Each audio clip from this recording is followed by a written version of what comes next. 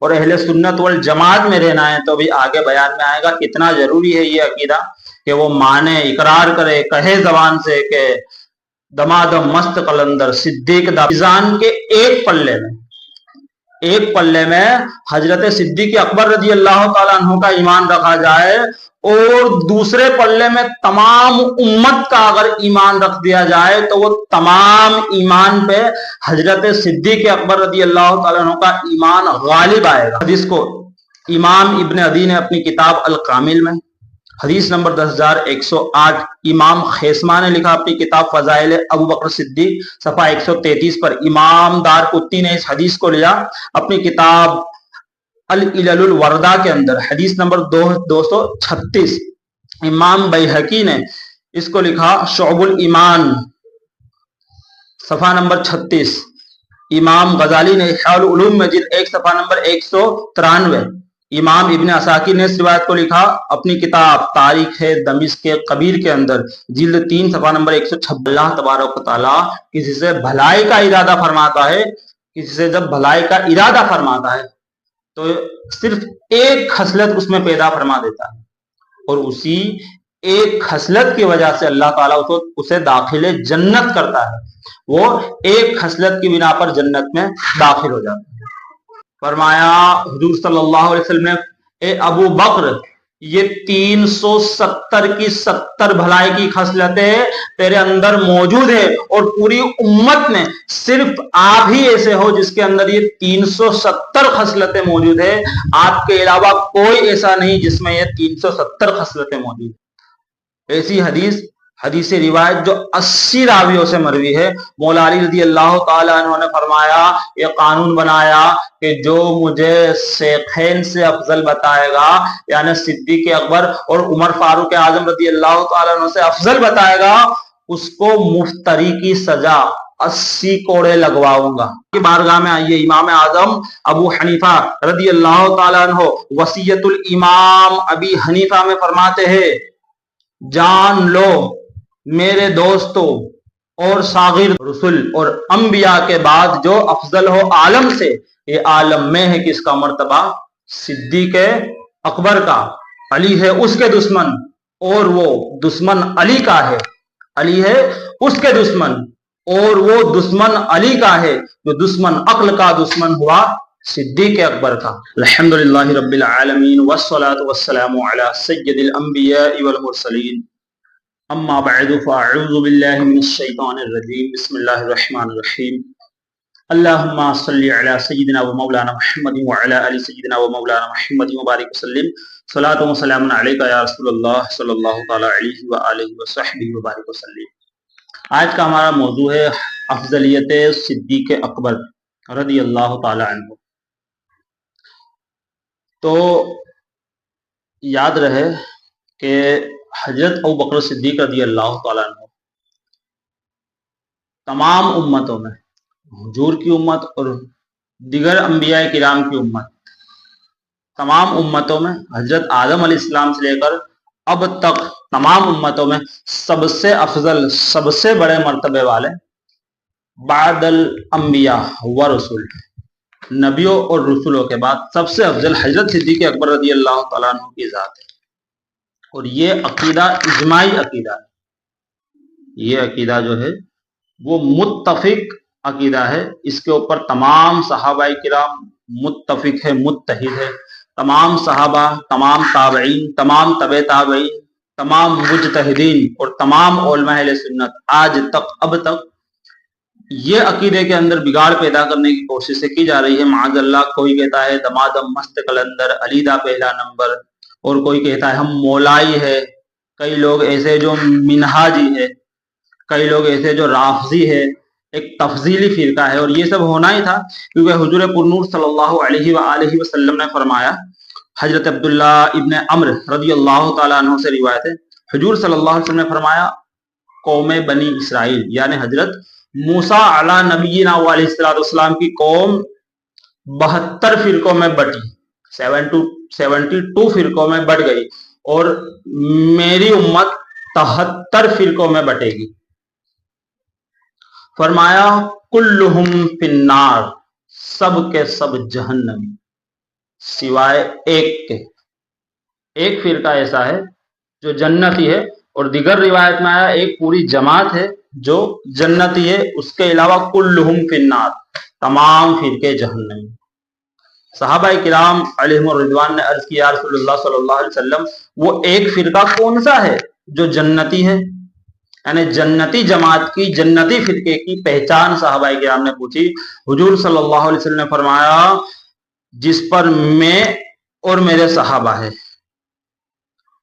فرمایا جو میرے اور میرے صحابہ کے طریقے پہ ہے وہی جنتی ہے.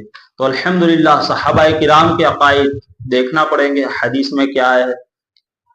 تو دیکھیں کہ تمام صحابہ کا عقیدہ بھی یہی تھا کہ حضور پرنور صلی اللہ علیہ وسلم کے بعد پوری امت میں سب سے بہتر عزت والے اور افضل حضرت صدیق اکبر رضی اللہ تعالیٰ عنہ. یہ حدیث جو ابھی میں نے بیان کی اس پہ تمام امت کا بھی اتفاق ہے، اور تمام ہر فرقے والا اس حدیث کو مانتا ہے، چاہے وہ سیاہ ہو، اہل حدیث ہو، وہابی ہو، دیوبندی ہو، کوئی بھی ہو، یہ حدیث سب مانتے ہیں. اس کے حوالے کافی سارے ہیں مگر صرف 3 حوالے پیش کرتا ہوں. جامع ترمذی حدیث نمبر 2641، ابن ماجہ میں حدیث آئی حدیث نمبر 3992، ابو داؤد شریف حدیث نمبر 4596. 3 حدیثیں، تین حوالے پیش کیے گئے، اور تینوں جو حوالے پیش کیے گئے یہ کوئی آج کل کی لکھی ہوئی کتاب نہیں بلکہ زیادہ تر حوالے وہ ہے جو صدیوں پرانی کتاب ہے.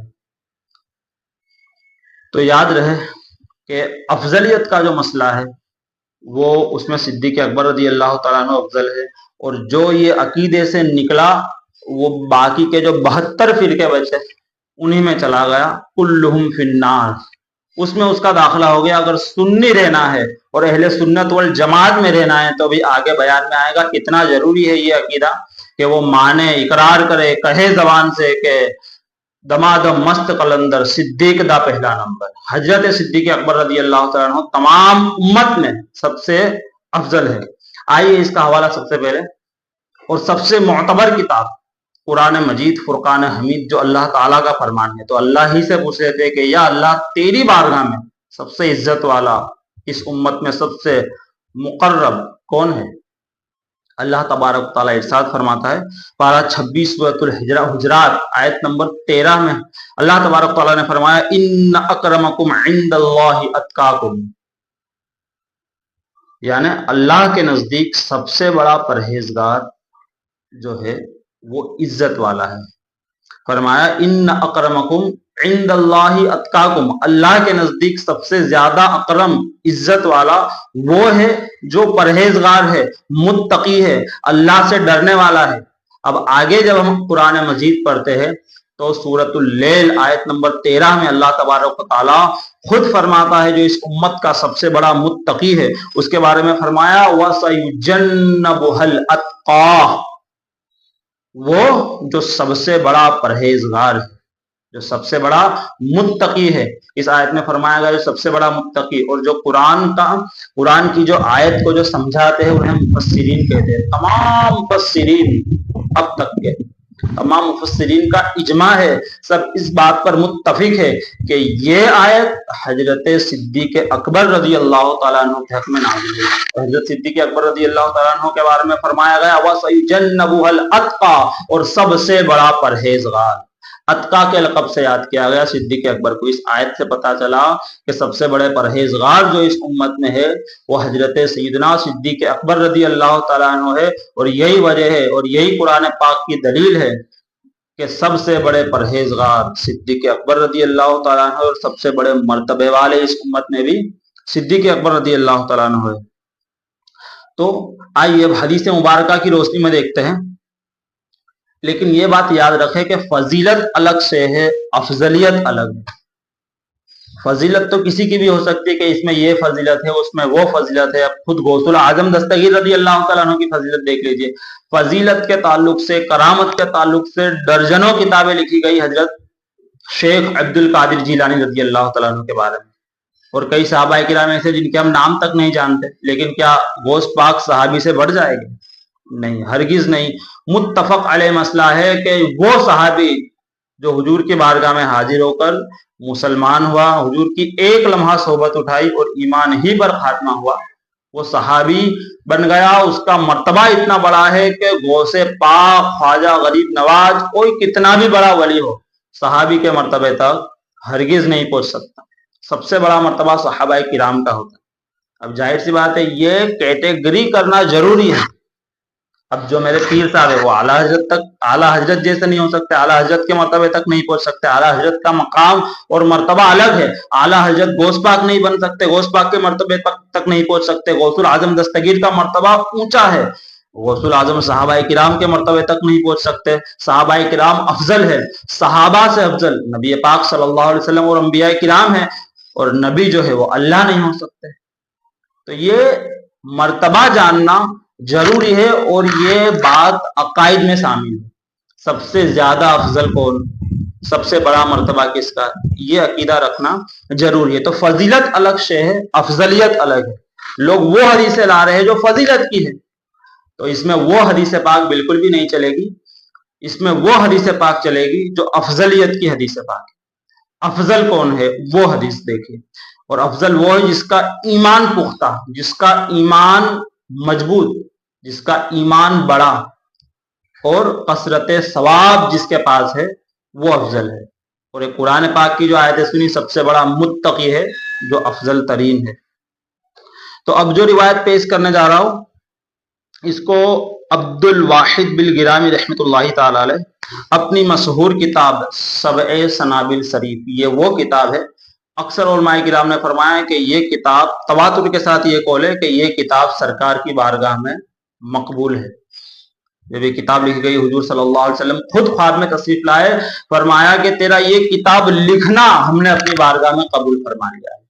سبع سنابل شریف صفحہ نمبر 14 پر یہ حدیث پاک لکھی گئی، فرمایا گیا اللہ کے نبی صلی اللہ علیہ وسلم کی بارگاہ میں حضرت صدیق اکبر رضی اللہ تعالیٰ عنہ بھی موجود تھے۔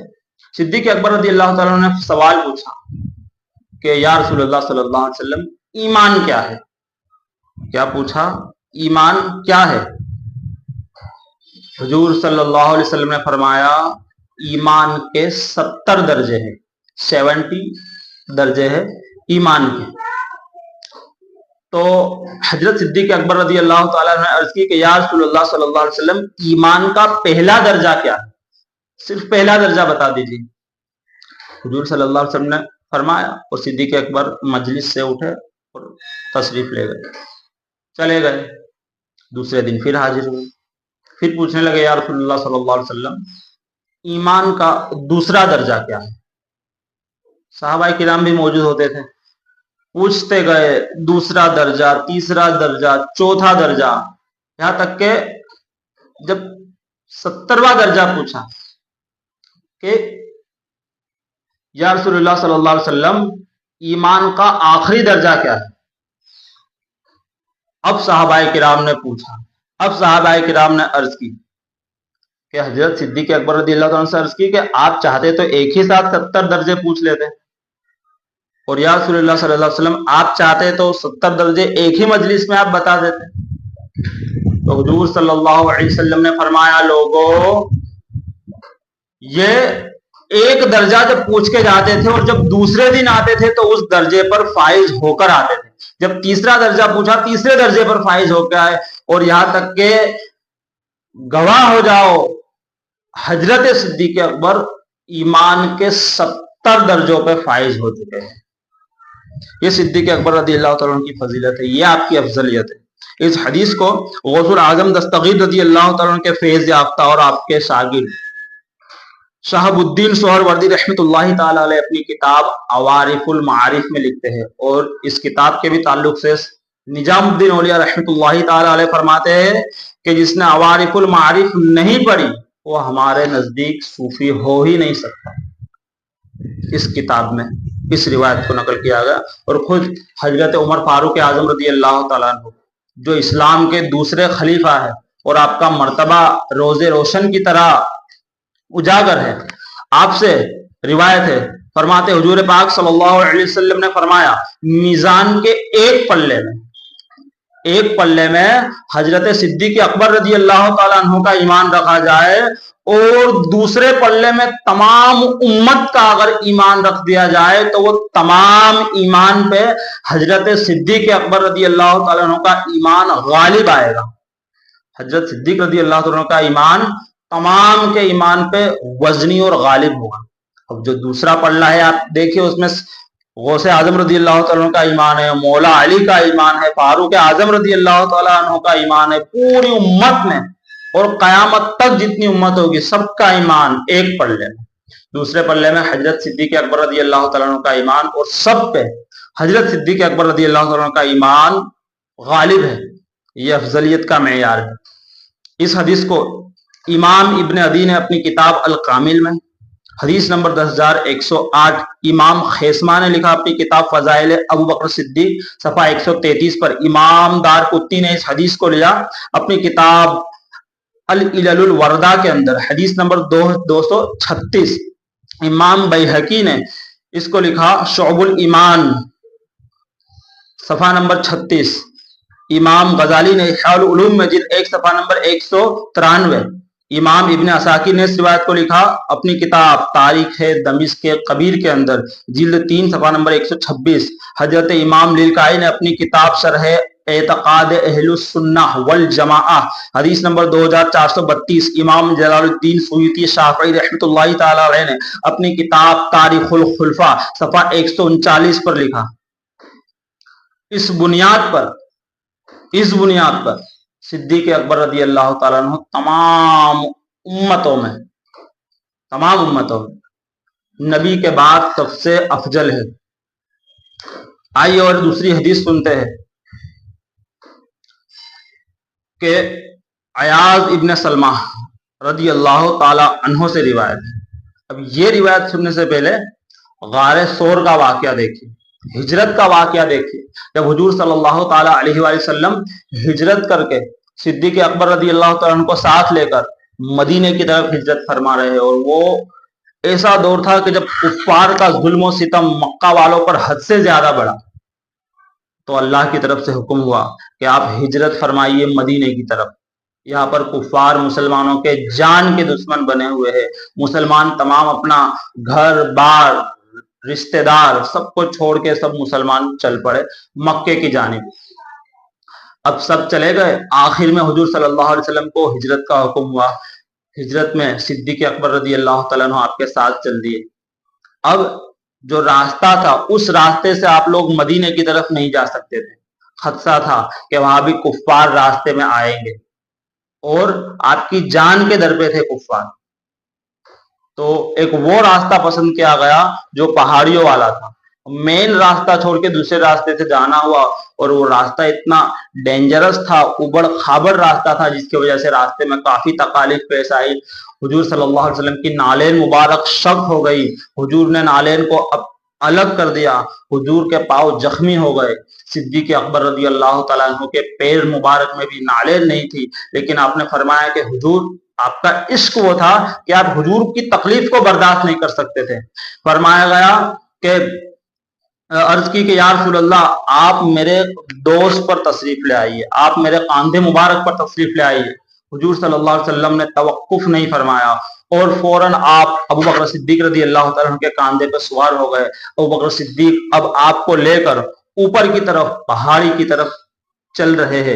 اللہ اکبر, یہ منظر دیکھیے. اور اب فتح مکہ کا منظر دیکھیے کہ مولا علی رضی اللہ تعالیٰ عنہ بھی وہاں پر موجود ہے, اور حضور پاک صلی اللہ تعالیٰ علیہ وآلہ وسلم تمام بتوں کو کعبے کے اندر سے گھرا رہے ہیں, سب کو توڑ رہے ہیں. اور اتنے میں ایک بڑا بت تھا جو ہبل اس کا نام تھا, وہ تو وہاں تک حضور پاک صلی اللہ علیہ وسلم کی چھڑی مبارک نہیں پہنچی, اور حضور صلی اللہ علیہ وسلم نے فرمایا اے علی آؤ تم میرے اوپر سوار ہو جاؤ اور اس بت کو گرا دو.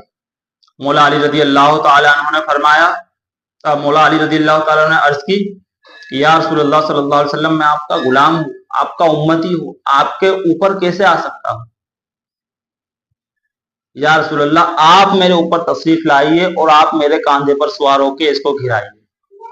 حضور پاک صلی اللہ علیہ وسلم نے فرمایا علی تم نبوت کے بوجھ کو نبوت کے بار کو تم برداشت نہیں کر سکتے، آپ نہیں اٹھا سکتے، میں ولایت کا بوجھ اٹھا لوں گا، آپ نبوت کا بوجھ نہیں اٹھا پاؤ گے۔ اب غور کیجئے کہ صدیق اکبر رضی اللہ تعالیٰ عنہ کے اوپر حضور صلی اللہ علیہ وسلم تشریف فرما ہے اور صدیق اکبر رضی اللہ تعالیٰ عنہ نبوت کا بار اٹھا رہے ہیں، مگر صدیق اکبر، اس سے یہ پتا چلا، اور اس کے حوالے ابھی یہ حدیث سن لیجئے جو حضرت ابن سلمہ رضی اللہ تعالیٰ عنہ سے روایت ہے، فرماتے رسول اللہ صلی اللہ علیہ وسلم نے فرمایا کہ لوگوں، تمام انسانوں میں سب سے بہتر، سب سے افضل ابو بکر ہے، سوائے اس کے کہ وہ نبی نہیں۔ صرف صدیق اکبر رضی اللہ تعالیٰ عنہ نبی نہیں، نبوت کے بعد جتنے درجے ہیں، جتنی فضیلت ہے، سب تمام کے تمام صدیق اکبر رضی اللہ تعالیٰ عنہ کے پاس موجود ہے، آپ کو تمام فضیلتیں حاصل ہے۔ اور اس حدیث کو امام ابن عدی نے القامل میں حدیث نمبر 12763، امام ذہبی نے میزان الاعتدال میں لکھا جلد 5 صفحہ نمبر 116، امام حیثمی نے مجمع الزوائد میں اس حدیث کو لکھا حدیث نمبر 14315، امام سیوطی نے جامع الصغیر میں لکھا حدیث نمبر 70، امام مناوی نے فیض القدیر میں لکھا جلد 1 صفحہ 119۔ اور اسی عقیدے کو، اسی بات کو محدث اعظم ہند رحمت اللہ تعالی علیہ کیا خوب فرماتے ہیں، مرتبہ حضرت صدیق کس سے بیاں ہو سید، مرتبہ حضرت صدیق کس سے بیاں ہو سید، وہ ہر فضیلت کے جامع ہے نبوت کے سوا، وہ ہر فضیلت کے جامع ہے نبوت کے سوا۔ اور خود مولا علی مشکل کشا کرم اللہ تعالی وجہہ الکریم سے روایت ہے کہ صحابہ کرام کی ایک جماعت میں، جس میں ابو بکر صدیق رضی اللہ تعالیٰ عنہ بھی موجود تھے، حضور صلی اللہ علیہ وسلم نے فرمایا، پوچھو لوگوں کیا پوچھتے ہو، سلونی پوچھو۔ صدیق اکبر رضی اللہ تعالیٰ عنہ نے عرض کی، یا رسول اللہ صلی اللہ علیہ وسلم، بھلائی کیا ہے؟ پہلے کیا عرض کی تھی؟ یا رسول اللہ ایمان کیا ہے؟ پوچھتے ہیں کہ یا رسول اللہ صلی اللہ علیہ وسلم، بھلائی کیا چیز ہے، بھلائی کیا ہے؟ پیارے آقا صلی اللہ علیہ وسلم نے فرمایا، اے ابو بکر، بھلائی کی 370 قسمیں ہیں، بھلائی کی 370 خصلتیں ہیں۔ فوراً صدیق اکبر رضی اللہ تعالیٰ عنہ نے عرض کی کہ یا رسول اللہ صلی اللہ علیہ وآلہ وسلم، یہ 370 جو بھلائی کی قسمیں ہیں، کیا ان میں سے کوئی خصلت، کوئی قسم میرے اندر بھی ہے؟ حضور پاک صلی اللہ علیہ وسلم نے فرمایا کہ جو 370 بھلائی کی قسمیں ہیں، اللہ تبارک و تعالیٰ کسی سے بھلائی کا ارادہ فرماتا ہے، کسی سے جب بھلائی کا ارادہ فرماتا ہے تو صرف ایک خصلت اس میں پیدا فرما دیتا ہے، اور اسی ایک خصلت کی وجہ سے اللہ تعالیٰ اسے داخل جنت کرتا ہے، وہ ایک خصلت کی بنا پر جنت میں داخل ہو جاتا ہے۔ فرمایا حضور صلی اللہ علیہ وسلم نے، اے ابو بکر، یہ 370 کی 70 بھلائی کی خصلتیں تیرے اندر موجود ہے، اور پوری امت میں صرف آپ ہی ایسے ہو جس کے اندر یہ 370 خصلتیں موجود ہے، آپ کے علاوہ کوئی ایسا نہیں جس میں یہ 370 خصلتیں موجود ہیں۔ یہ روایت بیان کرنے والے خود مولا علی رضی اللہ تعالی عنہ۔ اس روایت کے حوالے سن لیجئے، امام ابن ابی دنیا اپنی کتاب مقارم الاخلاق صفحہ 29 پہ لکھتے ہیں، امام ابن عساکر تاریخ دمشق جلد 30 صفحہ نمبر 103 پر نقل کرتے ہیں، امام خیثمہ بن سلیمان اپنی کتاب فضائل صحابہ صفحہ نمبر 141، امام ابن حجر عسقلانی اپنی کتاب لسان المیزان جلد 3 صفحہ 187 پہ لکھتے ہیں، امام محب الدین طبری اپنی کتاب مشہور کتاب الریاض النظرہ جلد 2 صفحہ نمبر 1713 حدیث نمبر 562۔ 5 حوالے ہو گئے پنجتن پاک کی نسبت سے، اور مولا علی رضی اللہ تعالیٰ عنہ بھی اس روایت کے راوی ہیں۔ اب آئیے مشکات شریف میں حدیث پاک آئیے، حضرت صدیق اکبر رضی اللہ تعالیٰ عنہ کی ایک نیکی کی کیا قیمت ہے وہ دیکھیے۔ مشکات شریف میں ایک مرتبہ کہہ کا ساتھی، کئی سارے ستارے تارے جب ایک ساتھ جمع ہو جاتے ہیں عائشہ صدیقہ، اور بہت مشہور روایت ہے، آپ لوگوں نے کئی مرتبہ سنی ہوگی۔ صدیق اکبر رضی اللہ تعالیٰ عنہ کی فضیلت میں عائشہ صدیقہ رضی اللہ تعالیٰ عنہ فرماتی ہے کہ یا رسول اللہ صلی اللہ علیہ وسلم، یہ آسمان میں جتنے ستارے ہیں، کیا ان ستاروں کے برابر بھی کسی کی نیکیاں ہے؟ حضور پرنور صلی اللہ علیہ وسلم نے فرمایا ہاں ہے۔ آپ نے عرض کی یا رسول اللہ کس کی ہے؟ حضور پرنور صلی اللہ علیہ وسلم نے فرمایا حضرت عمر کی۔ اب جیسے یہ الفاظ سنے حضرت عمر، عائشہ صدیقہ رضی اللہ تعالی عنہا کی دل کی کیفیت بدل گئی۔ حضور سمجھ گئے کہ عائشہ صدیقہ رضی اللہ تعالی عنہا یہ سمجھی کہ حضور میرے والد کا نام لیں گے۔ حضور نے فرمایا عائشہ سنو، یہ عمر کی تمام نیکیاں جو ستاروں کی مانند ہے، یہ حضرت ابو بکر صدیق رضی اللہ تعالی عنہ کی صرف ایک نیکی کے برابر ہے، صرف ایک نیکی کے برابر۔ یہ مرتبہ ہے حضرت صدیق رضی اللہ تعالیٰ عنہ کی نیکیوں کا۔ اس روایت کو امام ابن ابی یعلا نے مسند ابی یعلا حدیث نمبر 1603 پر لکھا۔ امام للکائی شرح اعتقاد اہل سنہ والجماعہ حدیث نمبر 2431 پہ لائے۔ امام ابن عدی نے القامل میں لکھا، جلد 4 صفحہ 69۔ امام طبرانی نے معجم الاوسط حدیث نمبر 1570۔ امام ذہبی میزان الاعتقاد میں لکھتے ہیں، جلد 7 صفحہ نمبر 136۔ امام حیثمی نے مجمع الزوائد جلد 9 صفحہ 66۔ حضرت عبد الواحد بالغرامی شبع سنابل شریف صفحہ 14 پر۔ امام ابن حجر اسقلانی، امام ابن حجر المکی الصواعق المحرقہ صفحہ نمبر 240۔ امام عبد الرحمن الصفوری اپنی مشہور کتاب نزہۃ المجالس جلد 2 صفحہ نمبر 433 پر لکھتے ہیں۔ 10 حوالے ہو گئے۔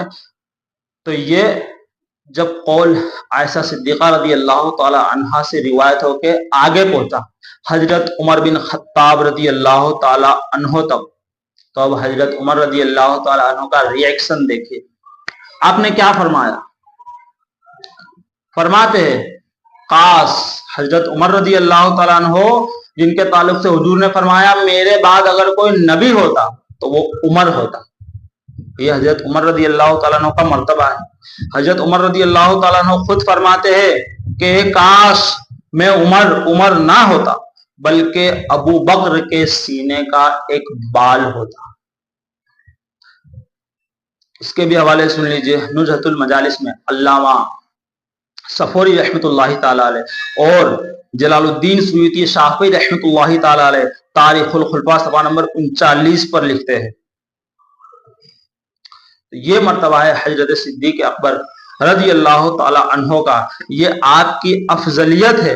اور خود ایک مرتبہ مولا علی رضی اللہ تعالی عنہ فرمانے لگے، اسی کے تعلق سے فرمانے لگے کہ میں کون ہوں؟ آپ نے سوال فرمایا میں کون ہوں؟ پھر آپ نے خود ہی جواب دیا ابو بکر کی ایک نیکی کے برابر، یعنی مولا علی کی تمام زندگی بھر کی نیکیاں فرماتے ہیں میری تمام نیکیاں حضرت ابو بکر صدیق رضی اللہ تعالیٰ عنہ کی ایک نیکی کے برابر ہے۔ ابن عساکر نے اس روایت کو تاریخ دمشق کبیر جلد 30 صفحہ 383 پر لکھا۔ امام المتقی ہندی نے کنز العمال جلد 3 صفحہ 498 حدیث نمبر 35636 پر لکھا۔ اب یہ ایک روایت اور سن لیجئے جو خود مولا علی رضی اللہ تعالیٰ عنہ کے بیٹے محمد نام ہے، محمد ابن حنفیہ خود بیان کرتے اور بخاری شریف کی روایت، بخاری شریف کے اندر حدیث نمبر 3671 آپ فرماتے میں نے ایک مرتبہ اپنے والد صاحب مولا علی رضی اللہ تعالی عنہ سے پوچھا کہ حضور صلی اللہ علیہ وسلم کے بعد، نبی کریم کے بعد سب سے افضل کون؟ آپ نے فرمایا ابو بکر۔ میں نے عرض کی پھر کون؟ فرمایا ثم عمر، پھر عمر۔ فرمانے لگے یا مجھے خدشہ ہوا کہ کہیں اب تیسری مرتبہ میں پوچھوں کہ پھر کون، تو آپ فرمائیں گے حضرت عثمان، اس لیے میں نے سوال ہی بدل دیا، میں نے پوچھا حضرت عمر کے بعد تو آپ ہی ہو نا، تو آپ نے فرمایا میں، مولا علی فرماتے میں مسلمانوں میں سے ایک فرد ہوں۔ تو یاد رکھیے یہ تمام روایات سننے کے بعد عقیدہ کافی روشن ہو جاتا ہے کہ حضور پاک صلی اللہ علیہ وسلم کے بعد تمام امت میں سب سے زیادہ افضل حضور پاک صلی اللہ علیہ وسلم کے بعد ابو بکر صدیق رضی اللہ تعالیٰ عنہ ہے۔ اس کے علاوہ بھی کئی سارے حوالے اور کئی ساری روایات ہیں۔ نبی پاک صلی اللہ علیہ وسلم نے فرمایا ابو بکر سے افضل شخص سورج نے نہیں دیکھا سوائے انبیاء اور رسولوں کے۔ فضائل الصحابہ حدیث نمبر 138۔ خود حضور صلی اللہ علیہ وسلم نے انہیں امامت کا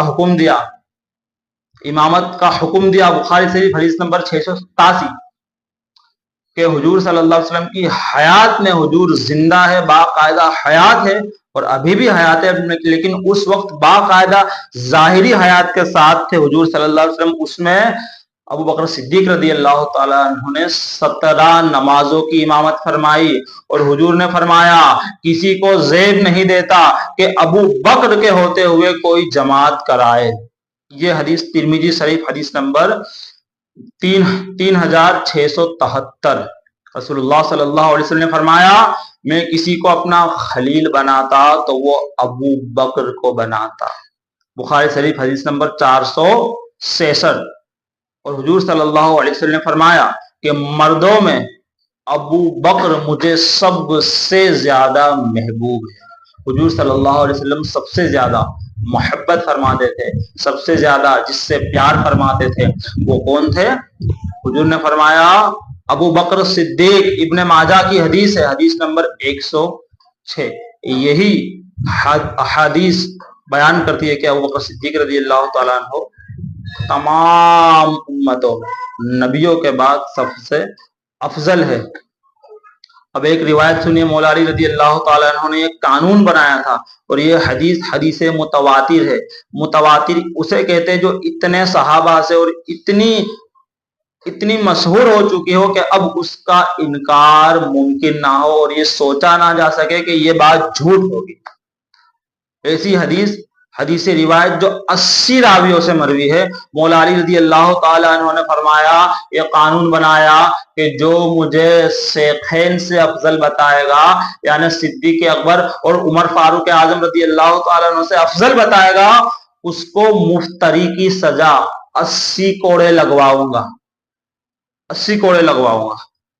فضائل صحابہ میں امام احمد ابن حنبل رضی اللہ تعالیٰ عنہ نے اس حدیث کو لکھا، حدیث نمبر 49۔